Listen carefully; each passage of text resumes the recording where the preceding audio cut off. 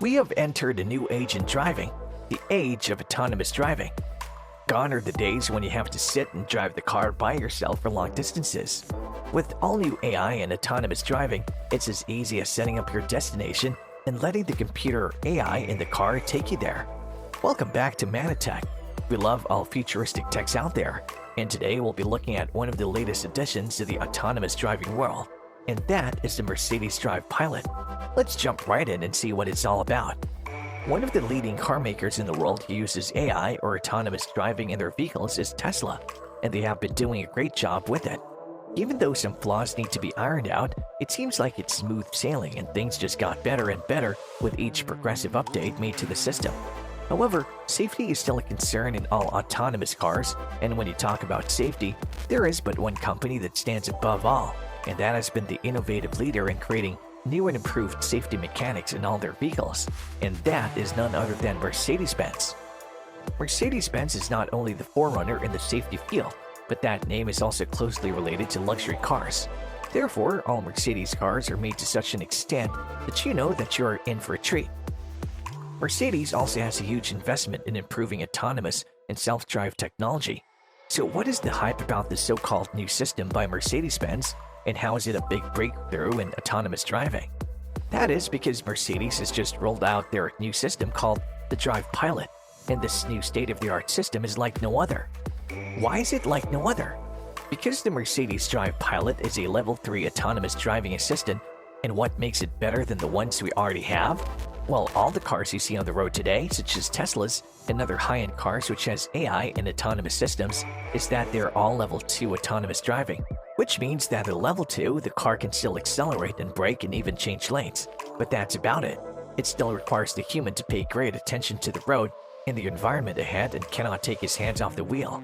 In fact, Tesla say themselves even though their car has a great level of automation, your hands still should be on the wheel. As this is a significant breakthrough in autonomous driving up until Level 2 autonomous driving, it is important for the human driver to pay close attention to the road and the environment. But with Level 3 autonomous driving, the car itself starts monitoring the environment around it and work out a way. Even if set a certain course to a location, the car can not only drive itself to there, but can also overtake other slower cars to keep up the speed you have set it on, and also be able to notice if there is a broken down vehicle in the road and change the course or lane to ensure that you continue on the way. Even though you're advised to pay attention to the automated system in the car with Level 3 autonomous driving, it is actually legal to read a book or reply to an email or just watch videos on YouTube like you're watching a video now. That's not all, however, since even the latest Teslas have only Level 2 autonomous driving, and Mercedes with such a good breakthrough will certainly have all of its competitors on the run with their new Drive Pilot system. For the time being, however, it's only legal in Germany and is soon slated to be approved for America, and Mercedes is currently only providing this Level 3 autonomous driving for the so-called Drive Pilot in 2 of their cars, and that will be the S-Class and the EQS models. If you think these systems come with a car, you would be seriously wrong, as the Drive Pilot is not a cheap thing to add to the car. With the S-Class, which is already a premium car of Mercedes, you have to pay an additional $5,300, and in the EQS version, that price is increased to over $7,900, which is enough for you to buy a good second-hand car. But what you really need to think of it is as an investment. You're investing in the future and the safety of you and your loved ones when you're in the car, and that is not something you can put a price on. Drive Pilot. Taking a better look at the Drive Pilot, we can see that it's a system like no other. And even though right now, the maximum allotted speed is 60 kilometers per hour, where the Drive Pilot is at its maximum capacity and can perform its best, it seems like the speed is a bit too slow to take proper tests and see if the system really works. And this is where we find out that that is exactly what the team at Mercedes is looking for. And now you may be wondering, why are they betting on the car moving so slow, especially when Germany has roads like the Autobahn? Well, if you take a look at the time you spend on your vehicles, most of us use them to go to work and back home, or maybe drop the kids at school or go out for grocery shopping, and that's what most people use cars for on a daily basis. And if you consider the fact that every time you take your car out, you're stuck in a traffic jam and bored, this is where the Drive Pilot kicks in. While everyone is stuck in the traffic jam cursing others, The Drive Pilot lets you kick back and get some work done, or finish that movie you always wanted to, or even study at this time, because let's not forget, the Drive Pilot is a Level 3 autonomous system, and it's legal to do all these things when the driver pilot is on. This is a way for Mercedes to show that they really do care about what their customers do.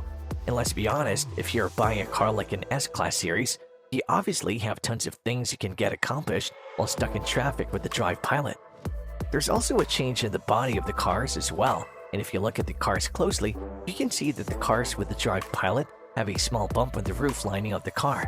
This is to draw in data from your local navigational providers such as the GPS from America, or GLONASS from Russia, or Galileo from the European Union, and last but not the least, the Beidou from China.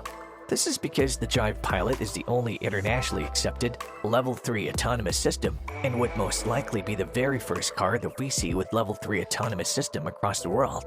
That's not all, as the Drive Pilot has an array of tech that helps achieve the safe level of advancement in autonomous driving.